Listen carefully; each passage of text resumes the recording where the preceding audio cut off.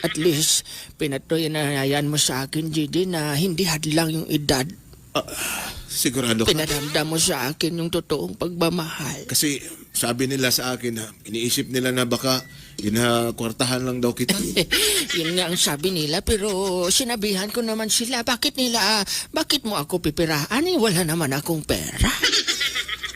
Yun nga, sabi ko sa kanila wala namang pera yan. Oo. Alam mo, At yung sabi ko naman sa kanila, sinabihan ko rin si Manny na huwag maghalala. Oo. Sinabi ko kay Manny, Manny, bumili ka ng suka, pagbalik mo, champion ka na. Oo. At yun, naintindihan niya naman. salamat naman. Oo. Pero totoo ba talaga na yung pag-ibig mo? Kasi ako, kung ako tanungin mo, talagang kakat-katin kita eh. Nakat-kat mo na nga. Ikaw talaga, Gigi pa. Salamat ako, nagpapasalamat ako kasi pinaramdam mo sa